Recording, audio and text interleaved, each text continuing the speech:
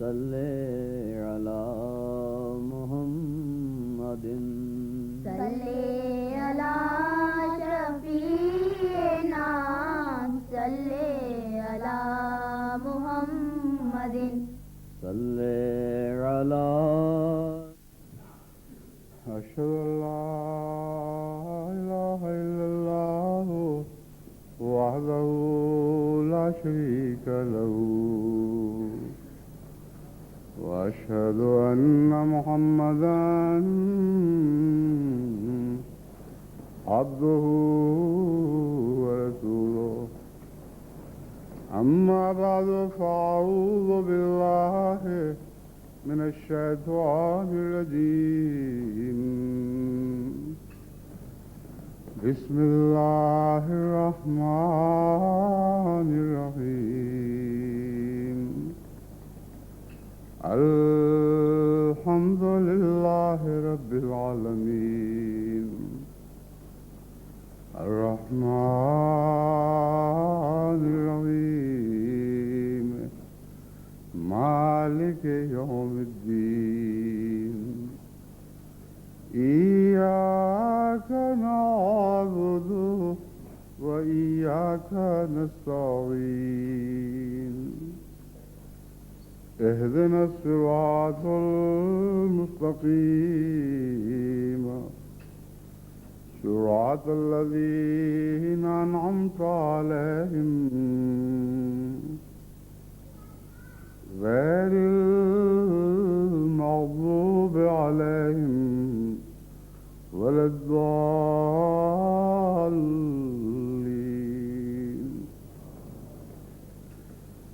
والذين لا يشهدون الزور وإذا مروا باللغو مروا كراما. سورہ الفرقان آیت 73. آج مجلس قرآن احمدیہ جرمنی کا سالانہ اجتماع شروع ہو رہا ہے اور آج کے خطبے ہی میں مجھے خدام سے بھی یہ خطاب کرنا ہے، افتتاحی خطاب کرنا ہے. اس سلسلے میں نے آج کے خطبے کا موضوع یہ آیت چنی ہے جس کی میں نے ابھی تلاوت کی ہے.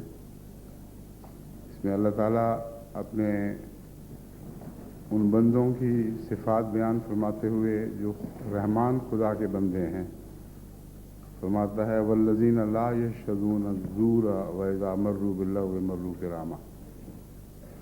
یہ وہ لوگ ہیں جو جھوٹ کی گواہی نہیں دیتے یا جھوٹ کی زیارت بھی نہیں کرتے. یشهدون الزور کے دونوں معنی ہیں، جیسا کہ قرآن کریم میں رمضان کے مہینے کے متعلق فرمایا ومن شہد منکم الشہر، جس نے اس مہینے کا رمضان کے مہینے کا منہ دیکھا وہ یہ کرے. تو یشهدون الزور کا جو عام معروف ترجمہ ہے وہ تو یہی ہے کہ وہ جھوٹی گواہی نہیں دیتے، مگر اس آیت میں خصوصیت کے ساتھ جو مضمون بیان ہے اس میں یہ ترجمہ کرنا تو درجہ اولا ہوگا کہ وہ جھوٹ کا منہ تک نہیں دیکھتے. وَإِذَا مَرُّوا بِاللَّغْوِ مَرُّوا كِرَامًا، اور جو وہ لغو بات سے گزرتے ہیں تو عزت اور وقار کے ساتھ گزر جاتے ہیں. تو چونکہ لغو بات بھی جھوٹ کی قسم ہے اس لیے جھوٹ کو دیکھتے تک نہیں کا مضمون اس آیت کے سیاق و سباق میں بالکل صحیح بیٹھتا ہے. آج خصوصیت کے ساتھ مشرقی قومیں جھوٹ کا شکار ہو چکی ہیں، اور اگرچہ مغرب میں بھی یہ بیماری داخل ہو رہی ہے مگر عملاً دونوں میں بہت زیادہ فرق ہے. ہمارے ملک پاکستان میں بھی اور ہمسایہ ملک ہندوستان میں بھی، بنگلہ دیش میں بھی اور افریقہ کے اکثر ممالک میں بھی جھوٹ اب ایک روزمرہ کی عادت بن چکا ہے، اور دنیا میں سب سے بڑی تباہی مچانے والی کمزوری جھوٹ ہے، جو ایک عام کمزوری بن کے شروع ہوتا ہے اور پھر رفتہ رفتہ تمام بڑے گناہوں میں سب سے بڑا گناہ بن جاتا ہے۔ چنانچہ حضرت اقدس محمد مصطفیٰ صلی اللہ علیہ وآلہ وسلم نے جھوٹ سے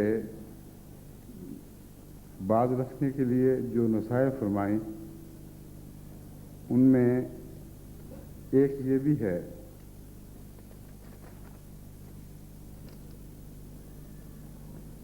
حضرت ابو بکر رضی اللہ تعالیٰ عنہ بیان فرماتے ہیں کہ حضرت صلی اللہ علیہ وسلم نے فرمایا، کیا میں تمہیں گناہوں میں سے بڑے گناہوں کے متعلق نہ بتاؤں؟ یعنی ایسے گناہ جو بہت بڑے ہیں، ان میں وہ جو بہت ہی بڑے بڑے ہیں ان کے متعلق میں تمہیں نہ بتاؤں؟ ہم نے عرض کیا، ضرور بتائیں یا رسول اللہ۔ تو آپ نے فرمایا، اللہ کا شریک ٹھہرانا، والدین کی نافرمانی کرنا۔ یہ دو باتیں بیان فرمانے کے بعد آپ تکیے کا سہارا لیے ہوئے تھے، جوش میں آ کر بیٹھ گئے اور بڑے زور سے فرمایا، الا وقول الزور، الا وقول الزور، الا وقول الزور، الا وقول الزور۔ سنو، خبردار، جھوٹ بولنا، جھوٹ بولنا، جھوٹ بولنا، جھوٹ بولنا۔ آپ نے اس بات کو اتنی دفعہ دہرایا کہ ہم نے چاہا کہ کاش حضور خاموش ہو جائیں۔ اگرچہ جھوٹ کا ذکر تیسرے نمبر پر آیا، مگر سب سے زیادہ حضرت اقدس محمد مصطفیٰ صلی اللہ علیہ وآلہ وسلم نے جھوٹ پر آ کر جوش کا اظہار فرمایا اور بے اختیار بار بار یہ نصیحت فرماتے رہے کہ خبردار جھوٹ کے قریب تک نہ جانا۔ وجہ یہ ہے کہ جھوٹ سب گناہوں کی جڑ ہے، شرک بھی جھوٹ ہی کا نام ہے، اور ماں باپ کی سے نافرمانی کرنا بھی ایک جھوٹ ہے۔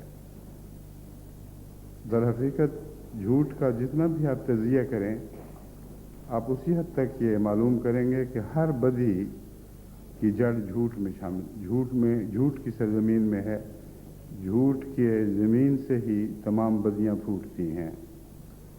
یہ وجہ ہے کہ حضرت اقدس محمد مصطفیٰ صلی اللہ علیہ وسلم نے جھوٹ کا ذکر فرماتے ہوئے بار بار یہ تاکید فرمائی کہ خبردار، جھوٹ سے پرہیز، جھوٹ سے پرہیز، جھوٹ سے پرہیز۔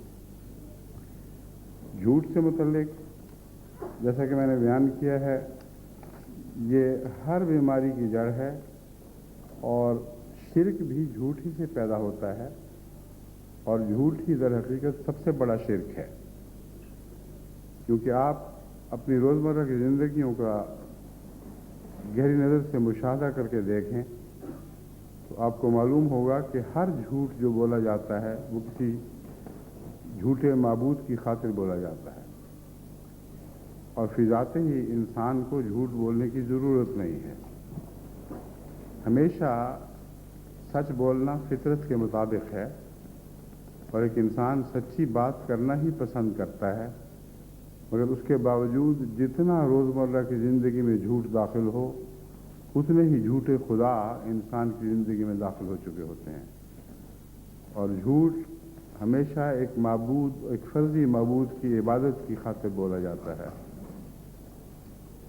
مثلا آپ کو روزمرہ کی باتیں کرتے ہوئے کوئی ایسی بات بیان کرنا ہو جس سے آپ اپنے کسی جرم پر پردہ ڈالنا چاہیں، وہ خواہ شہادت کے دوران ہو یا بغیر شہادت کے ہو، تو اس وقت آپ جھوٹ کا سہارا لے کر حقیقت سے دنیا کی نظر پھیر دیتے ہیں۔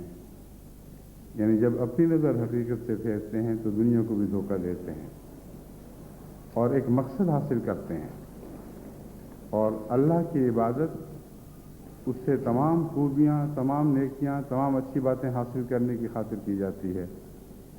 وہ لوگ جن کی زندگیوں سے خدا نکل چکا ہو، وہ یہی کام جھوٹ سے لیتے ہیں اور ہر مقصد کو جھوٹ کے ذریعے حاصل کرنے کی کوشش کرتے ہیں۔ یہ جھوٹ کا کاروبار اتنا چل پڑتا ہے کہ زندگی کے ہر شعبے میں داخل ہو جاتا ہے۔ سیاست جھوٹی ہو جاتی ہے، تجارت جھوٹی ہو جاتی ہے، میاں بیوی کے تعلقات جھوٹے ہو جاتے ہیں، ماں باپ اور بچوں کے تعلقات جھوٹے ہو جاتے ہیں، دوستوں کے تعلقات جھوٹے ہو جاتے ہیں، زندگی محض ایک دکھاوا بن کے رہ جاتی ہے، اور ساری زندگی میں انسان جھوٹ کی عبادت کرتے کرتے دم توڑ دیتا ہے، اور اسے معلوم نہیں ہوتا کہ میں ایک مشرک کے طور پر اپنے خدا کے حضور حاضر ہونے والا ہوں۔ وہ جھوٹ جو فائدہ نہ دے وہ بولا ہی نہیں جاتا۔ یہ بنیادی حقیقت ہے جسے آپ یاد رکھیں، اور روزانہ جتنی مرتبہ آپ کو جھوٹ بولنے کی عادت ہو، اتنی ہی مرتبہ ہی آپ شرک میں مبتلا ہوتے ہیں۔ بس ہر انسان کی توحید کا معیار اس کے جھوٹ اور سچ سے پہچانا جائے گا۔ ہاں، اس میں ایک استثناء بھی ہے، اور وہ یہ کہ بعض لوگوں کو جب جھوٹ کی عادت پڑ جاتی ہے تو پھر وہ عادت ان کو روزمرہ ایسے جھوٹ بولنے پر بھی مجبور کرتی ہے جس کا کوئی واضح مقصد پیش نظر نہیں ہوتا۔ اس لیے آپ اسے یہ نہیں کہہ سکتے کہ کوئی بامقصد جھوٹ کی عبادت کی گئی ہے۔ جیسے نیک لوگ بھی جب عادی ہو جاتے ہیں نمازوں کے تو بعض دفعہ یہ پتہ ہی نہیں ہوتا کہ ہم کیا کر رہے ہیں اور کیا سوچ رہے ہیں، بے خیالی میں بھی نماز تو ضرور پڑھتے ہیں، وہ عادت ہے، لیکن بسا اوقات بالارادہ نماز پڑھی جاتی ہے، اور جو بالارادہ نماز ہو وہ سچی عبادت ہے۔ جو عادت کی نماز ہو وہ فرض تو پورا کر دیتی ہوگی، مگر حقیقت میں عبادت کی روح نہیں رکھتی۔ بس منفی طور پر جھوٹ کی بھی یہی کیفیت ہے، کبھی تو یہ مخلصانہ غیر اللہ کی عبادت بن جاتا ہے، کبھی یہ روزمرہ کی عام عادت بن جاتا ہے جس میں وہ عبادت کا مفہوم کم رہ جاتا ہے اور عادت کا مفہوم زیادہ ہو جاتا ہے۔ چنانچہ قرآن کریم نے اسی مضمون سے متعلق فرمایا ہے کہ خدا تعالیٰ تمہیں تمہاری قسموں سے متعلق پکڑے گا، مگر لغو قسموں کو نظر انداز فرما دے گا۔ جو لغو قسمیں ہیں، یعنی جھوٹی بیہودہ قسمیں، ان پر خدا تمہاری پکڑ نہیں کرے گا۔ یہ بھی اس کا احسان ہے، کیونکہ وہ جانتا ہے کہ یہ قسمیں عادتاً کھائی گئی ہیں، یا جو جھوٹ بولا جا رہا ہے یہ عادتاً بولا جا رہا ہے، اس میں حقیقت کچھ نہیں۔ لیکن حضرت صلی اللہ علیہ وآلہ وسلم نے عادتاً جھوٹ بولنے کو بھی نہایت ہی خطرناک بات قرار دیا ہے، کیونکہ آپ فرماتے ہیں کہ رفتہ رفتہ جھوٹ بولنے سے ہی عادت بنتی ہے، اور جب عادت بن جائے تو ایسے انسان کو یہ عادت لازماً جہنم کی طرف لے جاتی ہے۔ چنانچہ آپ فرماتے ہیں، حضرت عبداللہ بن مسعود رضی اللہ تعالیٰ عنہ کی روایت ہے، تمہیں سچ بولنا چاہیے، کیونکہ سچ نیکی کی طرف لے جاتا ہے، اور نیکی جنت میں لے جاتی ہے۔ انسان سچ بولتا ہے اور سچ بولنے کی کوشش کرتا ہے، یہاں تک کہ وہ اللہ کے حضور صدیق لکھا جاتا ہے۔ یہاں یاد رکھیں، سچ بولتا ہے کے ساتھ آپ نے فرمایا سچ بولنے کی کوشش کرتا ہے، اور کوشش کرنے کے بعد فرمایا یہاں تک کہ وہ خدا کے حضور صدیق لکھا جاتا ہے۔ بس اس میں ہمارے لیے ایک بہت ہی بڑی خوشخبری ہے کہ اگر ہم فوری طور پر اپنے آپ کو جھوٹ سے کلیتاً پاک نہ بھی کر سکیں، اگر خدا کی خاطر دل میں یہ ارادہ باندھیں اور مسلسل توجہ کے ساتھ محنت کرتے چلے جائیں، اور جھوٹ سے چھٹکارے کی کوشش اور سچ بولنے کی عادت کو اپنانے کی کوشش کرتے چلے جائیں، اس حالت میں حضرت صلی اللہ علیہ وآلہ وسلم فرماتے ہیں کہ ایک ایسا وقت بھی آتا ہے کہ وہ خدا کے حضور صدیق لکھا جاتا ہے، یعنی بہت سچا ہو جاتا ہے، اور یہ محنت ضائع نہیں جاتی۔ اس کے برعکس فرمایا اور تمہیں جھوٹ سے بچنا چاہیے، کیونکہ جھوٹ فسق و فجور کا باعث بن جاتا ہے، اور فسق و فجور آگ کی طرف لے جاتے ہیں۔ ایک شخص جھوٹ بولتا ہے اور جھوٹ کا عادی ہو جاتا ہے، یہاں تک کہ اللہ کے ہاں کذاب لکھا جاتا ہے۔ بس اگرچہ جھوٹ کا عادی انسان بعض دفعہ بے خیالی میں بھی جھوٹ بولتا ہے، مگر حضرت صلی اللہ علیہ وآلہ وسلم فرماتے ہیں کہ یہ عادت ایک لمبے عرصے کی بدیوں کی وجہ سے پختہ ہوئی ہے، اس کا مزاج بن گیا ہے، اور اسی ایسے ہی شخص کو خدا تعالیٰ کذاب لکھ دیتا ہے، یعنی انتہائی جھوٹ بولنے والا، اور کذاب کے لیے جہنم مقدر ہے، وہ جنت کا منہ نہیں دیکھے گا۔ بس لا یشهدون الزور میں جو شہادت بیان فرمائی گئی وہ در حقیقت اسی غرض سے ہے کہ اگر آپ جھوٹ کا منہ نہیں دیکھیں گے تو آپ جہنم کا منہ بھی نہیں دیکھیں گے، اگر آپ جھوٹ کا منہ دیکھیں گے تو جنت کا منہ نہیں دیکھیں گے، یہ دو چیزیں اکٹھی نہیں چل سکتی۔ اس کے باوجود ہم ان جھوٹ سے بہت بے پرواہ ہیں، اور بسا اوقات ایک کام کرنے سے پہلے ہی جھوٹ کا ارادہ باندھ کر گھر سے چلتے ہیں، کوئی تجارت ہو یا کوئی معاہدہ کرنا ہو یا کسی ملک میں داخل ہونا ہو، پاسپورٹ کا ناجائز استعمال کرنا ہو یا کوئی اور غرض پیش نظر ہو، بسا اوقات انسان دل میں یہ ارادہ باندھ کر گھر سے نکلتا ہے کہ میں جھوٹ بولوں گا، اور مطمئن ہو جاتا ہے کہ اب میرے کام بن جائیں گے کیونکہ میں نے فیصلہ کر لیا ہے کہ میں جھوٹ سے فائدہ اٹھاؤں گا۔ یہ جو اطمینان قلب ہے جو جھوٹ کے نتیجے میں حاصل ہوتا ہے، یہ شرک ہے، اور یہ پکی علامت ہے کہ یہ انسان مشرک ہے، بت پرست ہے، اگرچہ اپنا نام اس نے موحد لکھ رکھا ہے، عبادت کرتا ہے خدا کی بظاہر، سجدے کرتا ہے اللہ تعالیٰ کے حضور، لیکن ساری فطرت، ساری روح اس کی جھوٹ کے حضور جھکی رہتی ہے اور اسی کو سجدے کرتی ہے۔ بس یاد رکھو کہ جھوٹ کوئی معمولی بیماری نہیں، یہ ایسی بیماری ہے جو ہر شرک کی جڑ اپنے اندر رکھتی ہے، ہر ناشکری کی جڑ اپنے اندر رکھتی ہے۔ بس توحید کے منافی ایک ایسا گناہ ہے جو توحید کے ہر پہلو سے اس کی ہر حقیقت کو چاٹ جاتا ہے، کچھ بھی باقی نہیں رکھتا، اور احسان مندی، احسان کے خیال یا شکر گزاری کے جذبات کو بھی کلیتاً چٹ کر جاتا ہے۔ جھوٹے لوگ نہ اپنے ماں باپ کے ہوتے ہیں نہ خدا کے ہوتے ہیں، اور ماں باپ کا ذکر خدا کے بعد اس تعلق میں بیان فرمایا گیا ہے، اس نسبت سے بیان فرمایا گیا ہے کہ سب سے بڑا رشتہ تخلیق کا رشتہ ہے۔ خدا چونکہ خالق ہے اس لیے سب سے زیادہ اس کا حق ہے، اور خدا کے بعد چونکہ ماں باپ تخلیق کے عمل میں بنی نوع انسان میں سب سے زیادہ حصہ لیتے ہیں، تمام رشتوں میں سب سے زیادہ تخلیقی عمل میں حصہ لینے والے ماں باپ ہوتے ہیں، اس لیے خدا کے بعد اگر کسی کا حق ہے تو ماں باپ کا ہے، اور جھوٹ ان دونوں حقوق کو تلف کر دیتا ہے۔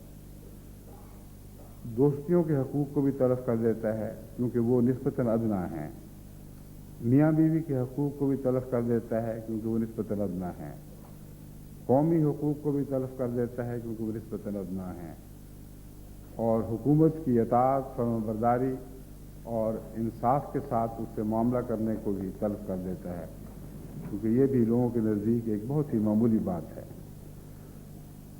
بس یہ دیکھیں کہ جھوٹ آپ کی مجالس میں پلتا کیسے ہے، آپ کے گھروں میں کس طرح بار بار استعمال ہوتا ہے، اور کیوں آپ کی طبیعت پر اس کا برا اثر نہیں پڑتا۔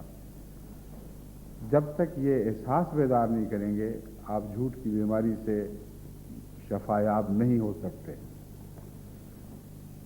آپ ایک ایسی قوم میں آئے ہیں، ایک ایسے ملک میں آپ نے پناہ ڈھونڈی ہے جو اس پہلو سے بالعموم آپ سے بہتر نمونے دکھانے والا ملک ہے، بلکہ جہاں تک میں نے جائزہ لیا ہے، اور اس میں کوئی رعایت مقصود نہیں بلکہ حقیقت حال میں آپ کے سامنے رکھتا ہوں، تمام یورپ میں میرے نزدیک جرمن قوم سب سے زیادہ سچ بولنے والی ہے، اللہ کرے کہ یہ ان کی نیکی اور یہ سچائی ان کو بالآخر توحید کی طرف لے جائے. خدا کرے کہ یہ نیکی قائم رہے، اور جیسا کہ آج دنیا میں سے سچ زائل ہو رہا ہے، اس قوم میں یہ بیماری داخل نہ ہو جو عموماً ترقی یافتہ ملکوں میں بھی داخل ہو چکی ہے، اور یہ قوم اپنے سچ کی حفاظت کر سکے. مگر حقیقت یہی ہے کہ ہر پہلو پر غور کرنے کے بعد، گہری نظر سے جائزہ لینے کے بعد میں نے یہ حقیقت معلوم کی ہے، دریافت کی ہے یہ بات کہ تمام یورپین یا مغربی قوموں میں سب سے زیادہ فطرتاً سچی قوم جرمن قوم ہے.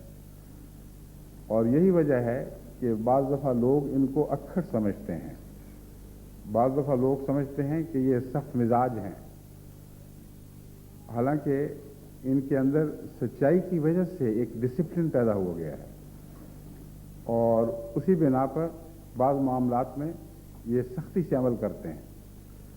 مگر حقیقت میں اس کی وجہ طبیعت کا اکھڑ پن نہیں، کیونکہ اس کے برعکس میں نے یہ بھی دیکھا ہے کہ یہ قوم سچ کی قدردان ہے، اور جہاں سچے لوگ دیکھتے ہیں یہ لوگ، وہاں ان سے طبعاً ان کے دل میں محبت پیدا ہوتی ہے. اور دنیا کی سچی قومیں ہی ہیں جو سچوں سے محبت کرتی ہیں یا کر سکتی ہیں.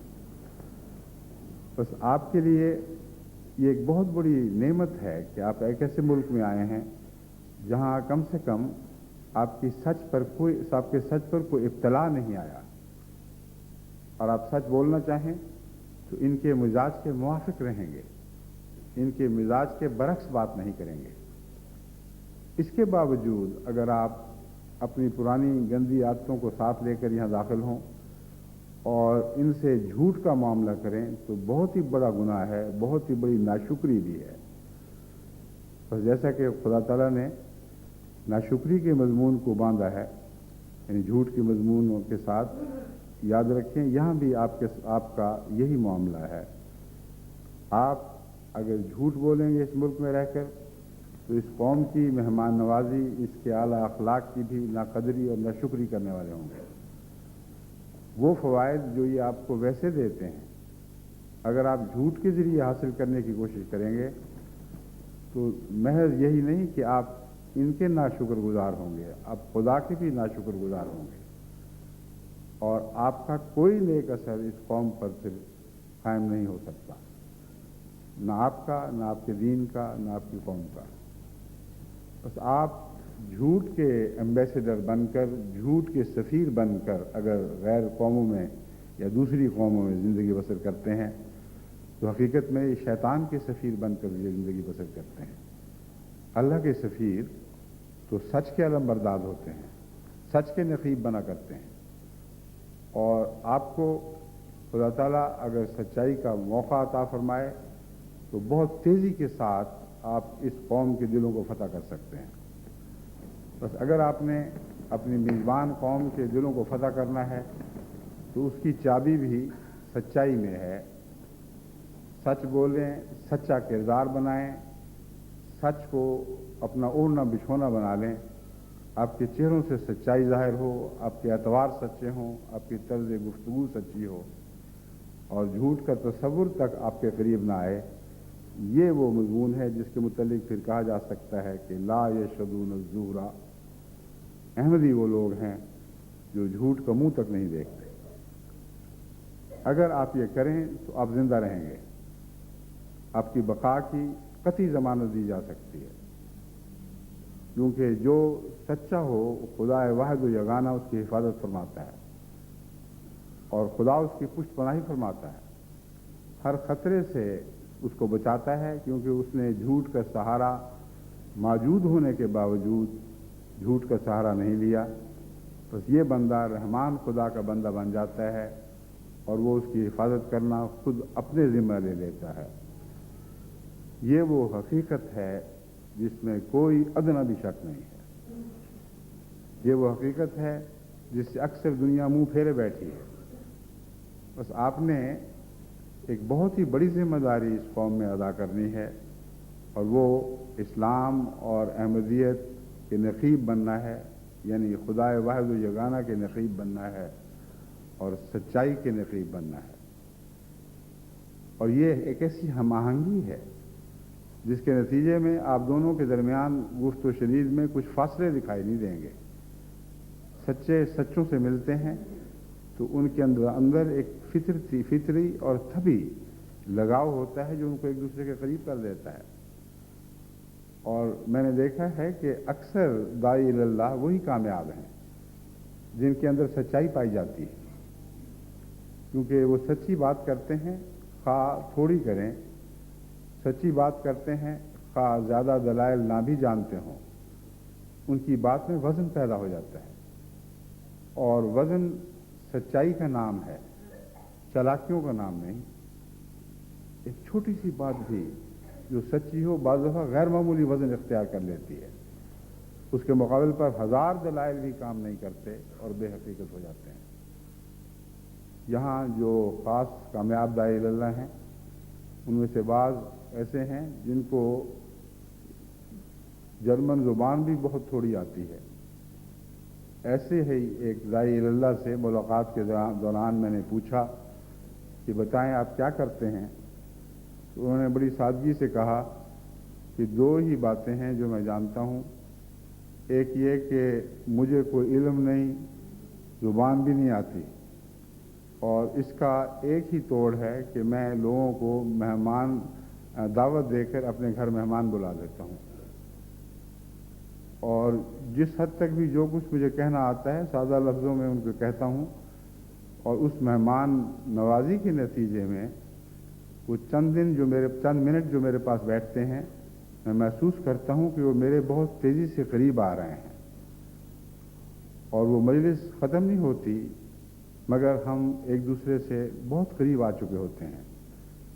تب میں ان سے پوچھتا ہوں کہ اگر آپ پسند کریں تو میں آپ کو کچھ لٹریچر دوں، تو اکثر وہ کہتے ہیں ہاں ہمیں ضرور دو، اور جب میں لٹریچر دیتا ہوں تو وہ بسا اوقات مثبت نتائج ظاہر کرتے ہیں، اور صرف اتنی سی میری تبلیغ ہے جس کے نتیجے میں خدا تعالیٰ کے فضل سے مجھے 1 سال میں 30 احمدی مل چکے ہیں جو بہت ہی مخلص اور فدائی ہیں اور پوری طرح جماعت کے نظام کا حصہ بن چکے ہیں۔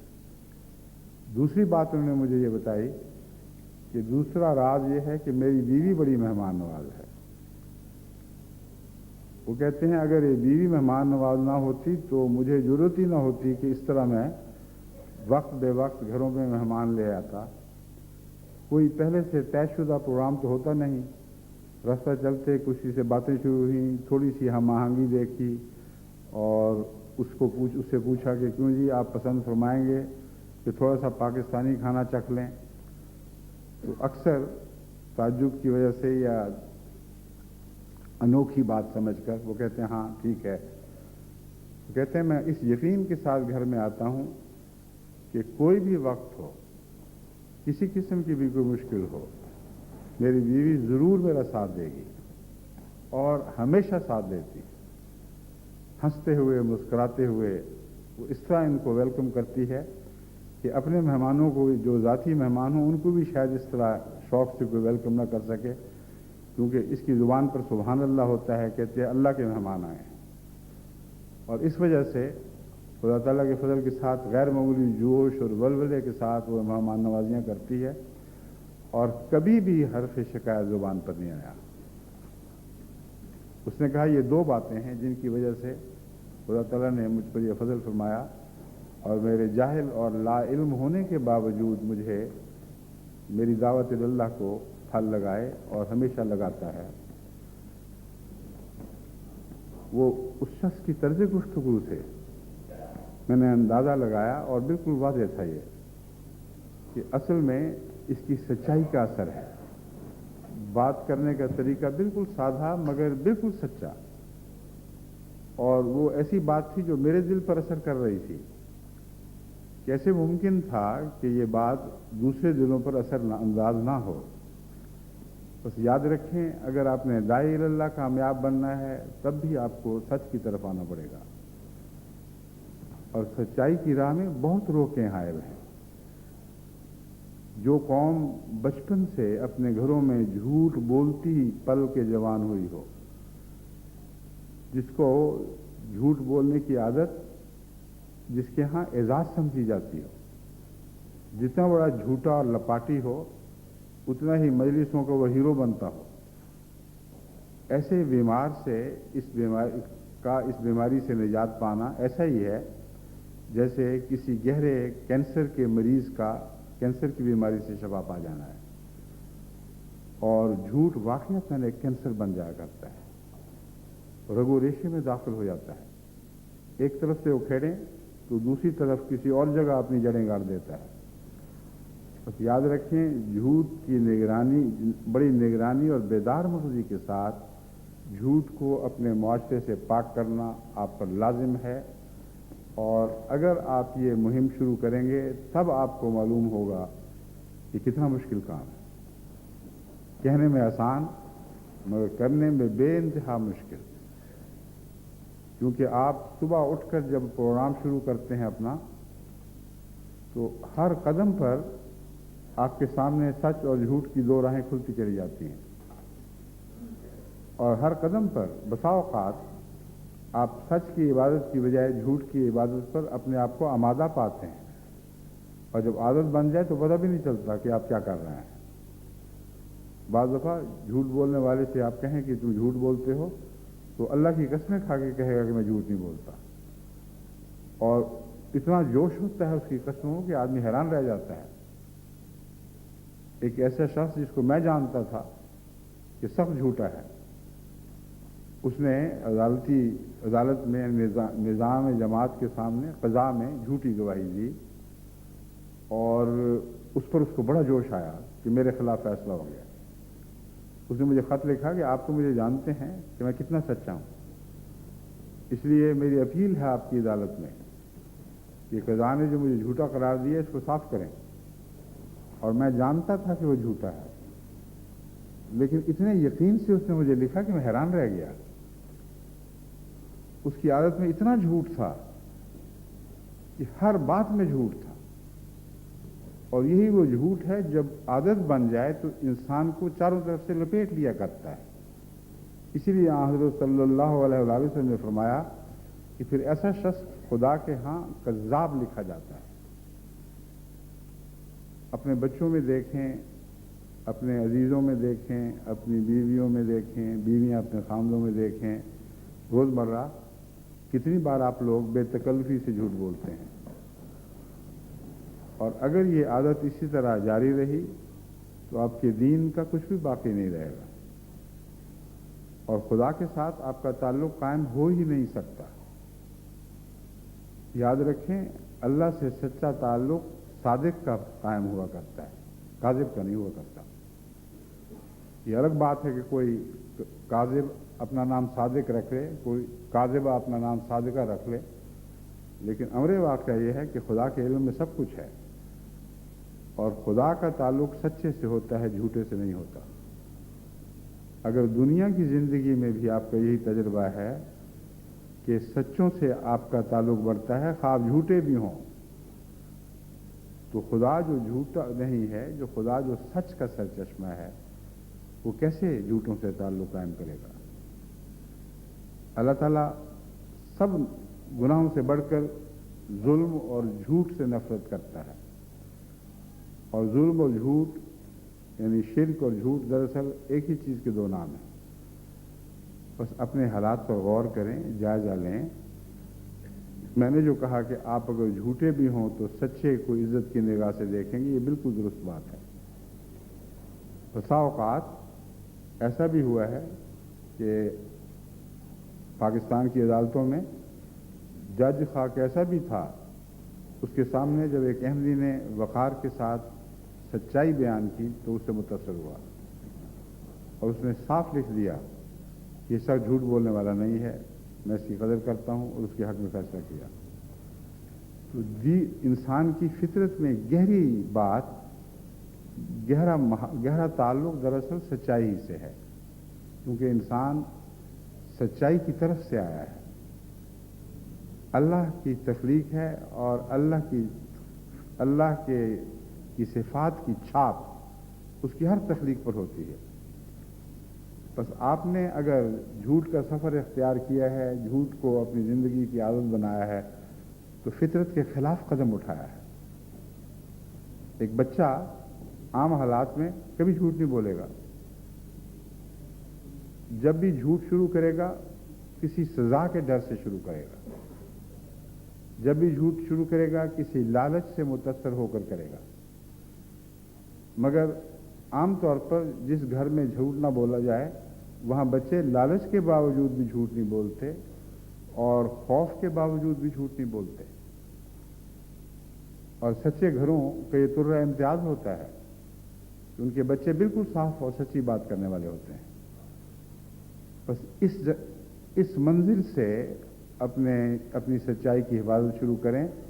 اپنے بچوں پر نگاہ ڈالیں، ان کی عادتیں دیکھیں، اپنے میاں بیوی کے تعلقات پر نظر ڈالیں، اپنے بہن بھائیوں کے تعلقات پر نظر ڈالیں، بیوی کے تعلق جو اس کی بہو سے ہیں یا بیوی کا تعلق جو اپنے داماد سے ہے، اور اسی طرح داماد اور بہوؤں کا تعلق اپنی ساسوں سے. یہ ساری زندگی کے ایسے رشتے ہیں جن کو جھوٹ کی ملونی گدلا کر دیتی ہے اور زہریلا کر دیتی ہے. تمام انسانی فساد کی جڑ جھوٹ ہے. ہر جگہ ظلم اور ستم جھوٹ کے نتیجے میں پیدا ہوتا ہے. اگر ایک انسان کیسا ہی مجرم کیوں نہ ہو یہ قطعی فیصلہ کر لے کہ جو کچھ بھی ہوگا میں نے جھوٹ بہرحال نہیں بولنا، تو اسی دن اس کے جرائم کی جان نکلنی شروع ہو جائے گی. ان میں کوئی زندگی باقی نہیں رہے گی. بس اپنا غور سے جائزہ لیں، اپنا گہری نظر سے مطالعہ کریں. نفس کا اندرونی سفر اپنے جھوٹ کی تلاش میں شروع کریں تو پہلے دن ہی آپ کو بہت سے جھوٹ دکھائی دیں گے. اور عجیب بات ہے کہ جب آپ ان کو صاف کر لیں گے، جو ایک مشکل کام ہے، تو اس کی تہ میں پھر آپ کو اور بھی جھوٹ دکھائی دیں گے. جب آپ ان کو صاف کر لیں گے تو اس کی تہ میں پھر کچھ اور بھی جھوٹ دکھائی دیں گے. اور یہ سفر بہت لمبا اور صبر آزما ہے. سچے لوگ بھی جن کو آپ بہت اعلیٰ درجے کا سچا سمجھتے ہیں جھوٹ کے خلاف نگرانی کرتے ہیں اور جانتے ہیں کہ کسی نہ کسی پہلو سے چھپا ہوا دشمن کسی تہ میں ضرور موجود ہوگا. بس نیتوں کے بننے کی آماج کا جو دل کی گہرائیاں ہیں یا روح کی گہرائیاں ہیں ان تک جھوٹ کی رسائی ہو جاتی ہے. اور جب وہاں جھوٹ پہنچ جائے تو اسی بیماری کا نام دراصل کینسر ہے، جو تہ بتہ درجہ بدرجہ نیچے اترتا چلا جاتا ہے.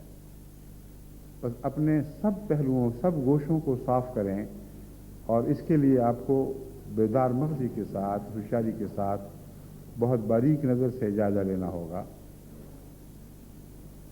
روزمرہ کاموں میں آپ کو یقین دلاتا ہوں کہ جو میں باتیں کہہ رہا ہوں جب تک آپ تجربہ نہیں کریں گے آپ کو تصور بھی نہیں ہو سکتا کہ میں کیا کہہ رہا ہوں آپ سے.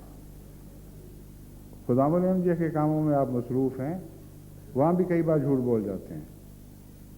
کوئی پوچھتا ہے کیوں جی لیٹ کیوں ہو گئے، تو بے اختیار دل سے ایک عذر نکلاتا ہے. اور اگر ٹھنڈے دل سے غور کریں تو پتہ چلے گا کہ وہ عذر پورا سچا نہیں تھا، اس میں کوئی نہ کوئی پہلو جھوٹ کا موجود تھا. کوئی سوال کیا جائے آپ سنی سنائی بات آگے پہنچا دیتے ہیں اور سمجھتے ہیں کہ اس میں کوئی جھوٹ نہیں. مگر آن حضرت صلی اللہ علیہ وآلہ وسلم نے جھوٹ کی جو تعریف فرمائی ہے اس میں اسے بھی جھوٹ قرار دیا ہے. آپ فرماتے ہیں کہ ایک انسان کے لیے یہ جھوٹ کافی ہے، جیسا کہ فرمایا کفا بالمرء کذبا ان یحدث بکل ما سمع، کہ انسان کے جھوٹا ہونے کے لیے یہی کافی ہے کہ جو سنے وہ آگے چلا دے. اب یہ بات جو ہے جو سنے اور آگے چلا دے اس کو جھوٹ کہنا، یہ آن حضرت صلی اللہ علیہ وآلہ وسلم کا مرتبہ اور مقام تھا. کیونکہ آپ کو شافی مطلق نے اپنی نمائندگی میں تمام بنی نوع انسان کی ہر بیماری کی شفا کے لیے بھیجا تھا. بس دیکھیں کیسی گہری نظر ہے آپ کی.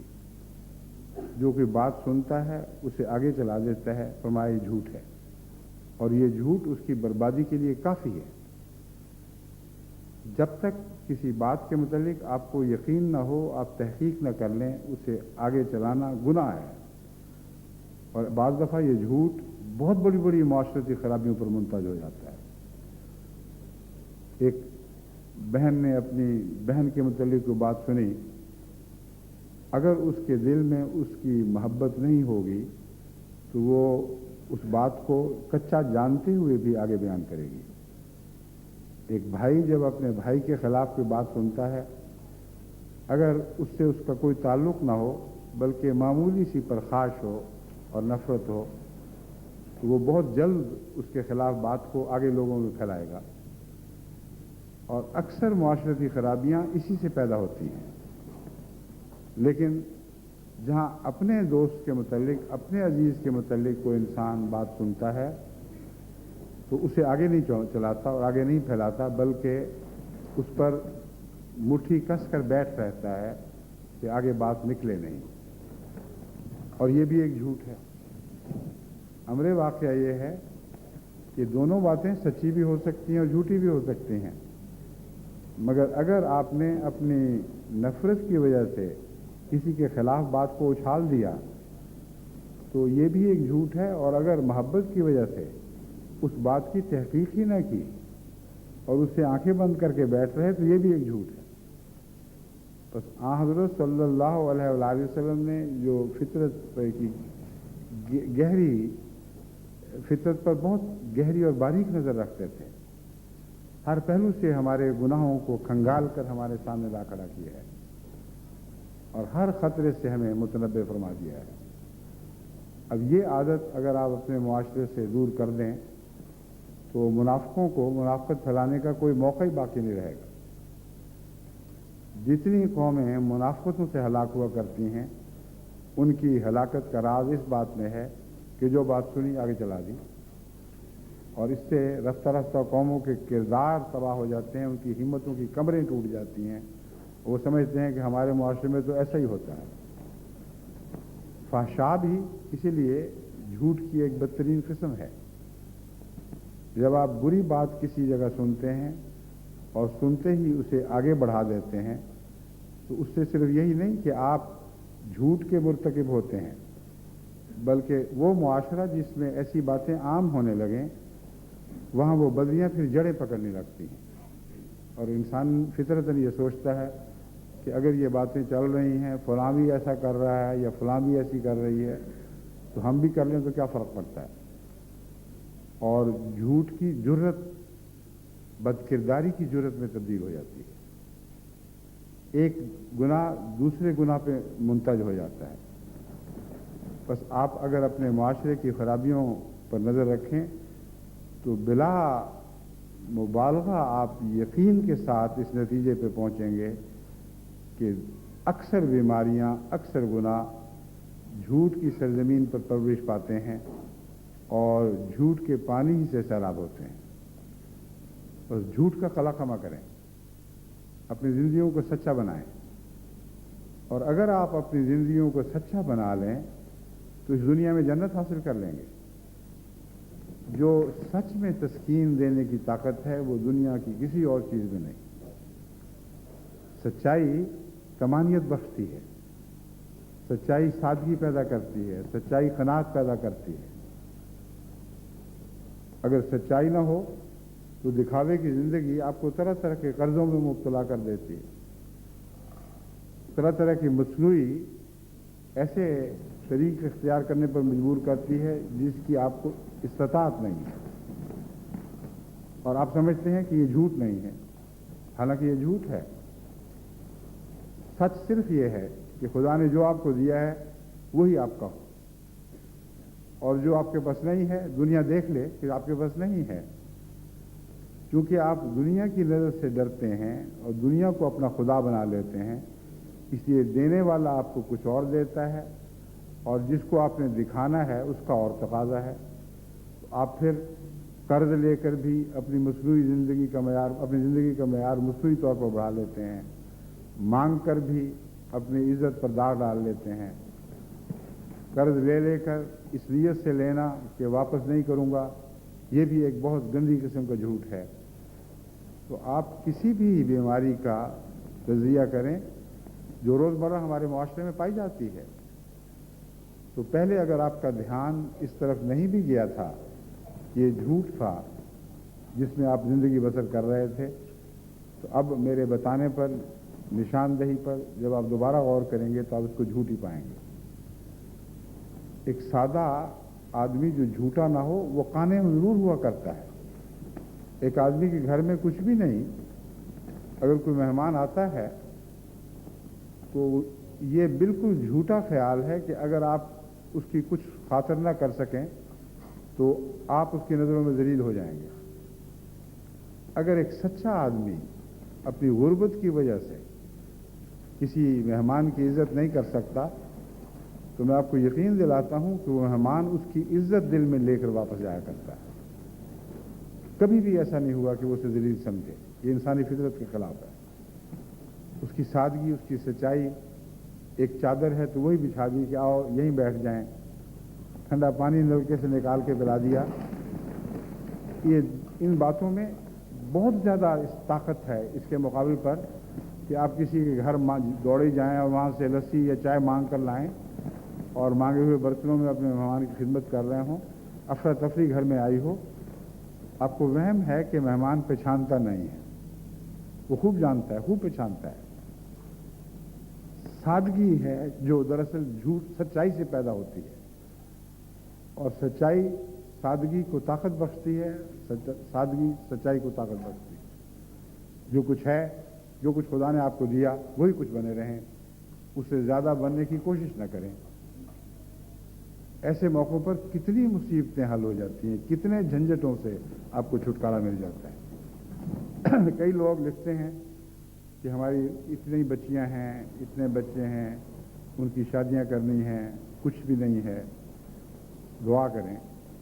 میں ان کے لیے دعا کرتا ہوں، اور صرف یہ دعا نہیں کرتا کہ اللہ تعالیٰ ان کی ضرورتیں پوری پیدا فرمائے، بلکہ یہ بھی کرتا ہوں کہ خدا ان کو قناعت بخشے، اور جیسا سادہ زندگی کے ساتھ حضرت صلی اللہ علیہ وآلہ وسلم ان ضروریات زندگی کو پورا کیا کرتے تھے، اسی سادہ زندگی سے ان کو بھی توفیق ملے۔ لیکن ان کی راہ میں ایک مشکل پیدا ہو جاتی ہے۔ حضرت اقدس محمد رسول اللہ کے زمانے میں تو حضرت صلی اللہ علیہ وآلہ وسلم کے نیک نمونے کے نتیجے میں اکثر معاشرہ اصلاح پذیر تھا، اور وہاں تکلفات تھے ہی نہیں۔ وہی حال حضرت مسیح موعود علیہ السلام کے زمانے میں بھی معاشرے میں پیدا ہوا، اور اس کے نتیجے میں یہ فرائض آسان ہو گئے۔ کوئی تکلف بھی انسان کی روزمرہ کی ضرورتوں کی راہ میں حائل نہیں ہو سکتا تھا۔ اب میں سے اکثر کو شاید علم نہ ہو کہ حضرت اماں جان رضی اللہ تعالیٰ عنہ نے حضرت مسیح موعود علیہ السلام کے وصال کے بعد جب اپنی بیٹی امۃ الحفیظ کو، جو سب سے چھوٹی صاحبزادی تھی، رخصت کیا، تو پتہ ہے کیسے رخصت کیا؟ بیٹی کو کپڑے پہنائے صاف ستھرے، اور یکا لیا، اور نواب محمد علی خان صاحب کے گھر، جن کا بیٹے عبداللہ خان، نواب عبداللہ خان سے شادی ہونی تھی، ان کے گھر بیٹی کو پہنچا دیا کہ لو جی اپنی امانت سنبھالو، میں چلتی ہوں۔ یہ شادی تھی۔ اگر حضرت مسیح موعود علیہ السلام کی بیٹی کی یہ شادی حضرت مسیح موعود علیہ السلام کی عزت اور آپ کے خاندان کے وقار کے منافی نہیں تھی، بلکہ اس کی عزت اور وقار کو چار چاند لگانے والی تھی، تو پھر مسئلہ کیا ہے؟ پھر کیا مشکل درپیش ہے؟ اگر یہی سادہ معاشرہ جو سچائی کا معاشرہ ہے، جو کچھ ہے اسی طرح کرنا ہے، جو کچھ نہیں ہے اس کے متعلق تصور بھی نہیں کرنا، یہ سچا معاشرہ ہے جو دنیا میں ایک جنت پیدا کر دیتا ہے۔ اس کے بغیر زندگی کا ہر مرحلہ کٹھن ہو جاتا ہے، ہر انسانی تعلق عذاب بن جاتا ہے۔ بس مگر مشکل جیسا کہ میں نے بیان کیا ہے یہ ہے کہ بعض غربا ایسے ہیں جو خود سادہ ہونا چاہیں بھی تو دوسرے فریق ان کو سادہ رہنے نہیں دیتے، مطالبے شروع ہو جاتے ہیں اور تقاضے شروع ہو جاتے ہیں۔ مطالبے بعض دفعہ ظاہری طور پر ہوتے ہیں، بعض دفعہ اشاروں سے، بعض دفعہ بات کے رد عمل سے نظر آتے ہیں۔ مثلا ایک غریب نے غریبانہ طور پر اپنی بیٹی رخصت کی تو ساری عمر اس پر لان تان کی جاتی ہے، اس کو تانے دیے جاتے ہیں، اس سے نوکرانیوں کی طرح کام لیے جاتے ہیں کہ تم گھر سے لائی کیا ہو۔ یہ وہ ہمارے معاشرے کی لعنت ہے جو جھوٹ کی پرورش کرنے والی اور سچائی کے مخالف ہے۔ حالانکہ جب رشتے کیے جاتے ہیں تو حضرت صلی اللہ علیہ وآلہ وسلم فرماتے ہیں کہ سب سے زیادہ دین کو اہمیت دو، دوسری کوئی بات نہ دیکھو۔ اور دین سے مراد محض کسی کا نمازیں پڑھنا نہیں بلکہ اس کا رہن سہن، اس کی طرز زندگی کی شرافت ہے۔ ایک انسان دیندار ہو اور اچھے اخلاق کا مالک ہو، اس کا رہن سہن اچھا ہو، اگر اس بنا پر آپ کی بیٹی اگر آمادہ ہو اور آپ اسے شادی کر دیں تو یقیناً یہ شادی دنیا میں بھی اس بچی کے لیے جنت کا موجب بن سکتی ہے۔ اگر آپ خاندانی پس منظر دیکھیں، دنیا کی دولت دیکھیں، علم دیکھیں اور آدمی اپنی ذات میں بدخلق ہو، بدتمیز ہو، تو ایسی زندگی، ایسی بچی کی زندگی آغاز ہی سے جہنم بن جائے گی اور کبھی اسے زندگی میں سکون کا سانس نصیب نہیں ہوگا۔ بس جتنی بھی تفصیل کے ساتھ آپ معاشرے پر اور روزمرہ کی زندگی کے تعلقات پر نظر ڈالیں، آپ کو یہ یقین پہلے سے زیادہ بڑھ کر آپ کے دلوں میں جاگزین ہوتا چلا جائے گا، جگہ بناتا چلا جائے گا کہ ہر مشکل کا حل سچائی ہے، ہر زندگی کا سکون اور طمانینت سچائی سے ملتی ہے۔ جھوٹ ایک لعنت ہے جس نے ہمارے معاشرے کو ہر پہلو سے برباد کر کے رکھ دیا۔ ایسی قومیں ہیں جن کو خدا نے بہت کچھ دیا لیکن محض جھوٹ کی وجہ سے ان کا سب کچھ برباد ہو گیا۔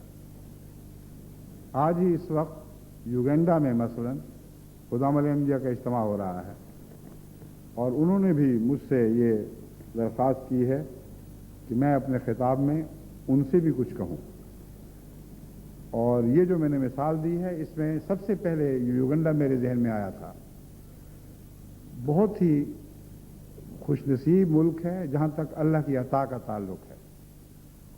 وہاں کے موسم، وہاں کی زمین کی شادابی، وہاں کے پھول پھل کے اندر جو خدا تعالیٰ نے غیر معمولی صلاحیتیں رکھی ہیں اس کی وجہ سے، اور پھر وہ بہت بڑی جھیل لیک وکٹوریا جس میں بے شمار ایسی مچھلی پائی جاتی ہے جو دنیا بہت زیادہ قیمت دے کر بھی خریدنا پسند کرتی ہے۔ تمام نعمتیں، تمام معدنیات ہر قسم کی، تمام وہ قدرتی وسائل جو ایک قوم کو خوشحال بنا سکتے ہیں یوگنڈا کو میسر ہیں، لیکن انتہائی ناگفتہ بے حال ہے کیونکہ اتنا جھوٹ آ گیا ہے ان کی زندگی میں کہ اس جھوٹ نے ان کی ہر چیز برباد کر دی ہے۔ جھوٹ کے نتیجے میں چوری پیدا ہوئی ہے، چوری کی عادت نے تمام تجارتوں کا حلیہ بگاڑ کے رکھ دیا ہے۔ کوئی تجارت پنپ ہی نہیں سکتی کیونکہ ہر شخص جب اس کو موقع ملے گا جھوٹ بولے گا اور چوری کرے گا۔ اور علاوہ ازیں ایڈز کی بیماری جتنا یوگینڈا میں ہے اتنا دنیا کے کسی ملک میں نہیں ہے۔ بعض حصے تو یوں معلوم ہوتا ہے کہ انسان کے بیچ سے خالی ہو جائیں گے، اس تیزی کے ساتھ ایڈز انسانوں کو وہاں ہلاک کر رہی ہے، خاص خطوں میں بات ہے۔ وجہ یہ ہے کہ جہاں جھوٹ ہو وہاں چوری ہوگی، اور جہاں جھوٹ اور چوری ہو وہاں انسانی تعلقات مکمل طور پر جھوٹے ہو جاتے ہیں۔ نہ بیوی خاوند سے وفادار رہتی ہے، نہ خاوند بیوی سے وفادار رہتا ہے، نہ بہن بھائی سے، نہ بھائی بہن سے۔ تمام انسانی رشتے گندے ہو جاتے ہیں، اور اس وقت پھر یہ بیماریاں اپنا ٹول لیتی ہیں، یعنی اپنا خراج وصول کرتی ہیں۔ بس جھوٹ کی بیماری بہت ہی گہری بیماری ہے، بہت ہی وسیع اثر رکھنے والی بیماری ہے۔ قوموں کو خدا تعالیٰ نے جو کچھ بھی دیا ہو، جو کچھ بھی نعمتیں عطا کی ہوں، اس کے باوجود اکیلا جھوٹ کافی ہے کہ ان تمام نعمتوں سے جو خدا داد ہیں اس قوم کو محروم کر دے۔ صرف یہی نہیں کہ ان کو خدا تعالیٰ نے ظاہری نعمتیں عطا فرمائی ہیں۔ یوگینڈا ایک ایسا ملک ہے جس میں عام طور پر اس کے باشندے زیادہ ذہین اور روشن دماغ ہیں۔ وہاں ایک زمانے میں تعلیم کا معیار اتنا اونچا تھا کہ تمام افریقہ میں یوگینڈا کے تعلیمی معیار کو سب سے اونچا قرار دیا جاتا تھا اور اسے سارے افریقہ کے لیے ایک نمونہ سمجھا جاتا تھا۔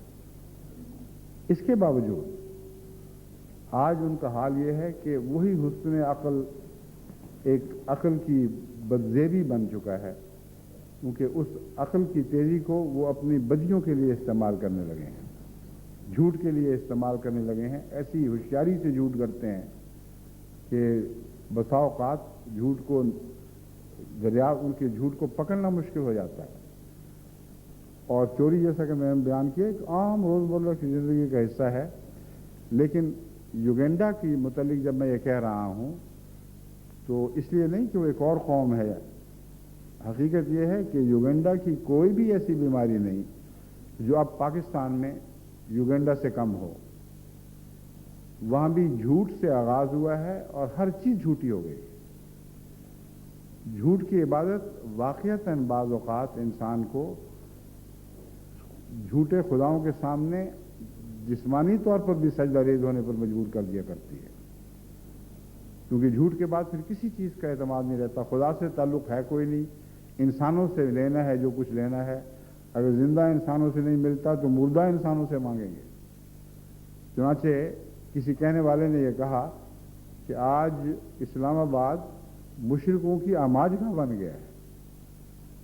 پاکستان کا کیپٹل اسلام آباد ایک ایسی جگہ ہے جہاں سب سے زیادہ بت پرست رہتے ہیں، کیونکہ جھوٹ کی عبادت کرنے والے، جھوٹ سے مانگنے والے، قبروں کے سامنے سجدے کرنے والے، ان کو چادریں پہنانے والے، مردوں سے مانگنے والے، تمام وہ لوگ جو جھوٹے پیروں فقیروں کے آگے جا کر اپنے ماتھے رگڑتے ہیں کہ ہمیں کچھ دلوا دو، یہ سب بت پرست ہیں۔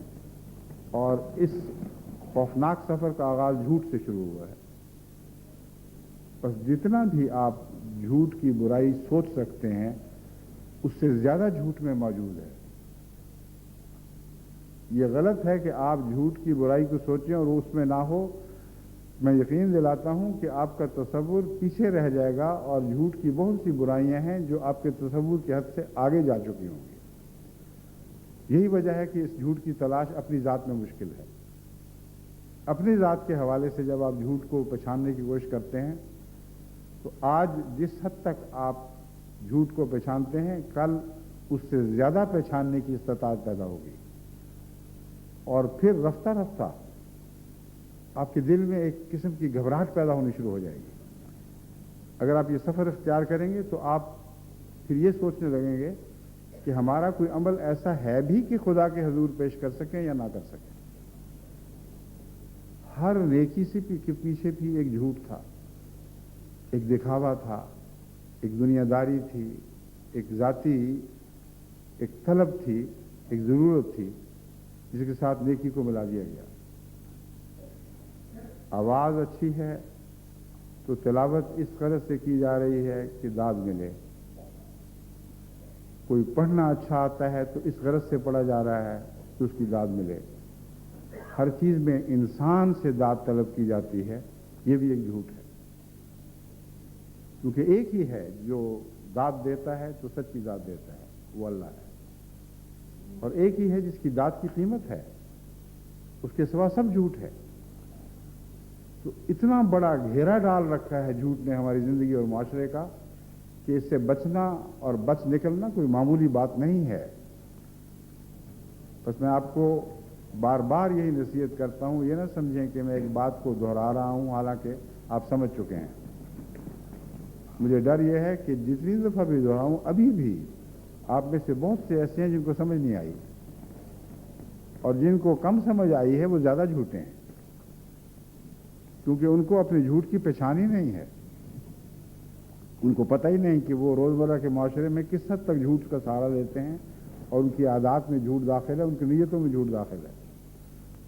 بس جماعت جرمنی کو خصوصیت کے ساتھ اور مجلس خدام الاحمدیہ کو اس سے بھی بڑھ کر اپنی اہم ترین ذمہ داری یہ بنا لینا چاہیے کہ وہ جھوٹ کے خلاف ایک جہاد شروع کریں گے۔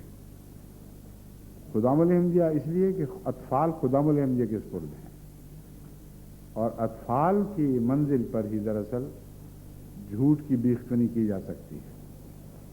اگر اطفال کی منزل پر آپ جھوٹ کی بیخ کنی نہیں کر سکیں گے تو بڑے ہو کر یہ ایک بہت مشکل کام بن جاتا ہے۔ اب یہ بات سننے کے بعد جب آپ گھروں میں جائیں گے اور روزمرہ اپنی دوستوں کی مجالس میں بیٹھیں گے تو کوشش تو کر کے دیکھیں کہ آپ پتہ کریں کہ کس حد تک آپ میں یہ بیماری پائی جاتی ہے، یا آپ کے دوستوں میں یہ بیماری پائی جاتی ہے، آپ کے عزیزوں میں یہ بیماری پائی جاتی ہے۔ تب آپ کو پتہ چلے گا کہ صورتحال کتنی بھیانک ہے۔ باوجود اس کے کہ خدا تعالیٰ کے فضل سے جماعت احمدیہ دوسری تمام مسلمان جماعتوں میں سب سے زیادہ سچ بولنے والی ہے اور سب سے کم جھوٹ کا سہارا لینے والی ہے، لیکن یہ بیرونی نظر کا مطالعہ ہے۔ میں اندرونی نظر سے دیکھتا ہوں۔ جس نے گھر کی صفائی کرنی ہو وہ اس بات پر مطمئن نہیں ہوا کرتا کہ اس کے گند چھپے ہوئے ہیں۔ باہر سے آنے والا مطمئن ہو سکتا ہے اگر گھر میں پردوں کے پیچھے اور دروازوں کی اوٹ میں یا کونے خطرے میں دریوں کے نیچے گند پڑے ہوئے ہوں تو باہر والا آدمی آ کر شاید محسوس نہ کرے اور وہ خوش ہو کر وہاں سے چلا جائے کہ گھر صاف ہے، مگر گھر کا مالک یہ نہیں کر سکتا۔ اگر اس میں کوئی شرافت کوئی حیا ہے تو جب تک اس کے گھر میں گند ہے ناممکن ہے کہ وہ اس سے آنکھیں بند کر لے۔ بس میں جو اتنے اصرار کے ساتھ بات کر رہا ہوں، نعوذ باللہ یہ مراد نہیں کہ میں خام خواہ بے وجہ جماعت کی بدنامی کرا رہا ہوں۔ میں جماعت کی نیک نامی چاہتا ہوں اور بڑے گہرے درد کے ساتھ یہ باتیں محسوس کر کے آپ کو بتا رہا ہوں کہ آپ جھوٹ سے پاک نہیں ہوئے۔ آپ کے گھروں کے کونوں کتروں میں، آپ کے دلوں کی کیواڑوں کی اوٹ میں ابھی جھوٹ کے گند پڑے ہوئے ہیں۔ ان ڈھیروں کو اٹھا کر باہر نکالیں، خدا کے حضور گر کر گریہ ازاری سے اپنے آنسوؤں سے اپنے باطن کی صفائی کریں، اپنے باطن کو ہر گندگی سے پاک کرنے کی کوشش کریں۔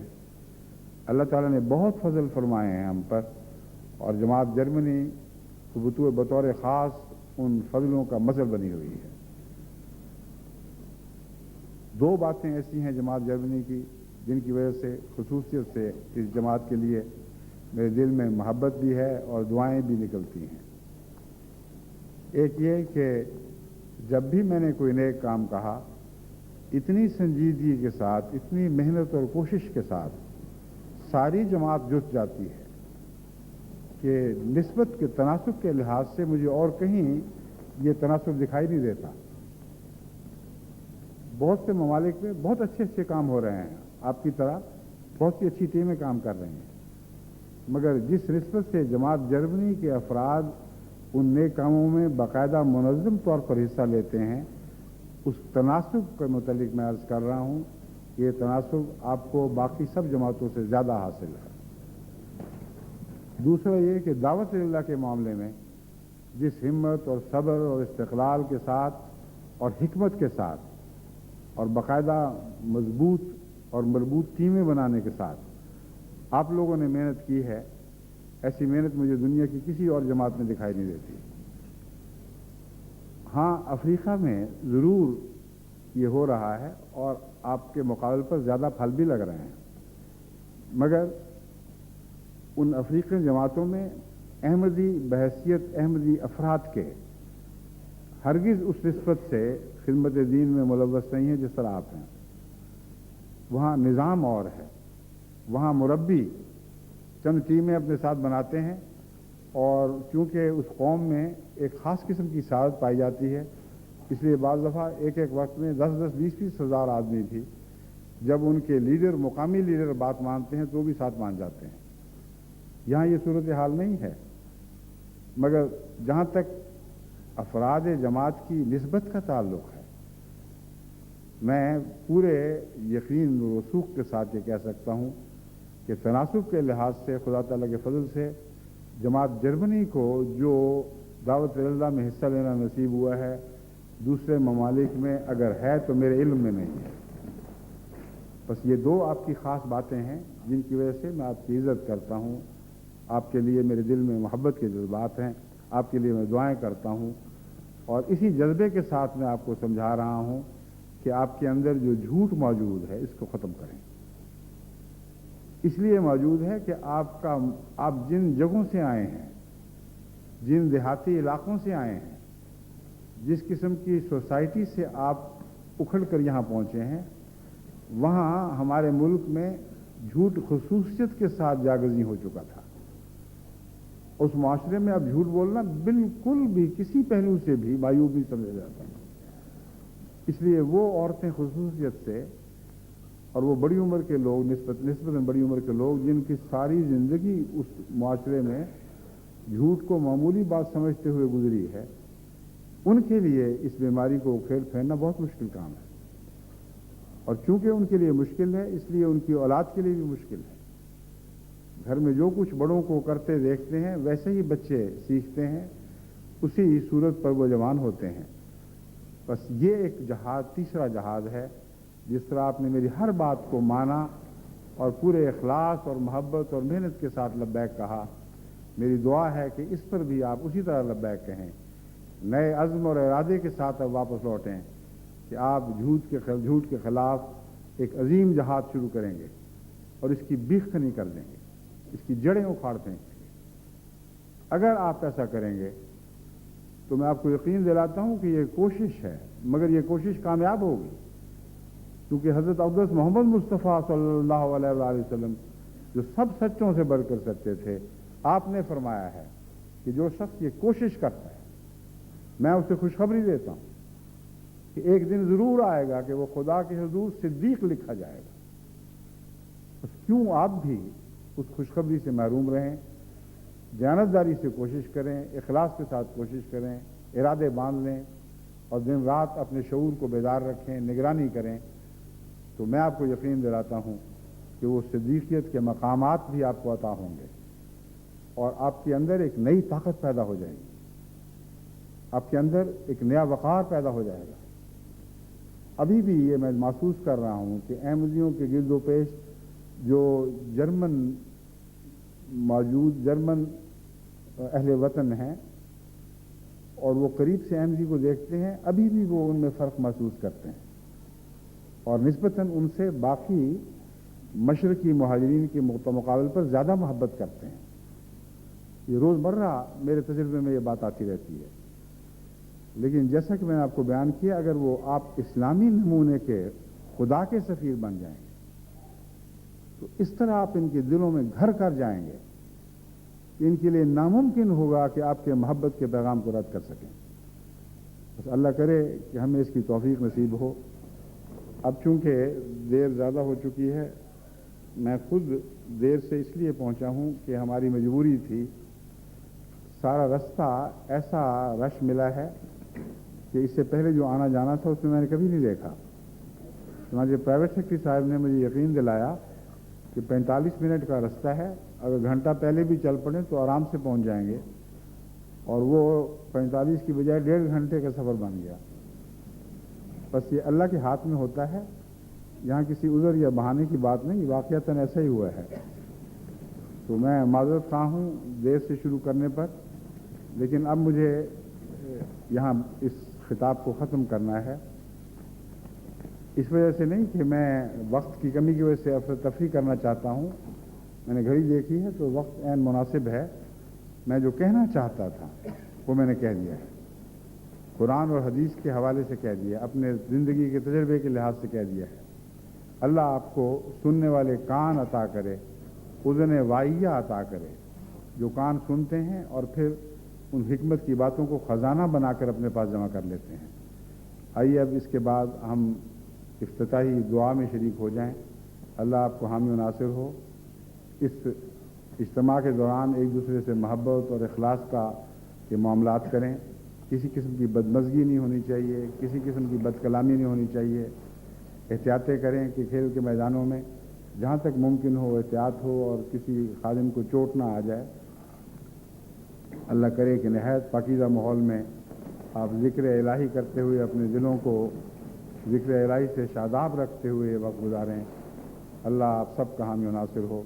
خیریت سے آئے ہیں، خیریت ہی سے واپس لوٹیں اور کسی قسم کی کوئی دکھ کی خبر ہمیں نہ ملے۔ دعا کر لیجیے۔ ایک منٹ، ابھی خطبہ ثانیہ مجھے ذہن میں وہ اجتماع کا خطاب رفتہ رفتہ غالب آ گیا کہ یاد نہیں رہا کہ اصل میں تو یہ خطبہ ہے، تو مجھے ابھی خطبہ ثانیہ کہنا ہے، پھر اس کے بعد دعا بعد میں ہوگی، ٹھیک ہے؟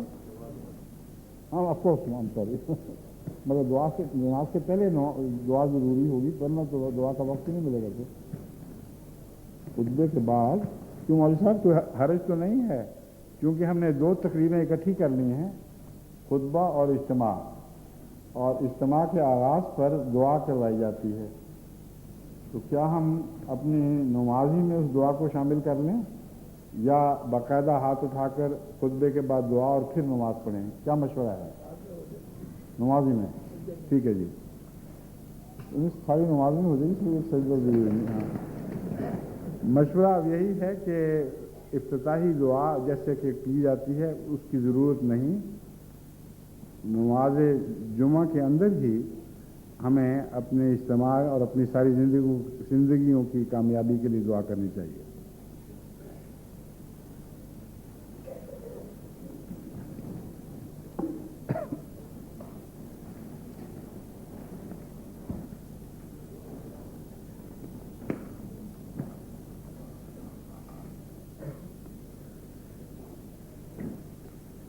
الحمد لله نحمده ونستعينه ونستغفره ونؤمن به ونتوكل عليه ونعوذ بالله من شرور أنفسنا ومن سيئات أعمالنا من يهده الله فلا مضل له ومن يضلله فلا هادي له ونشهد أن لا إله إلا الله وحده لا شريك له ونشهد أن محمدا عبده ورسوله عباد الله رحمكم الله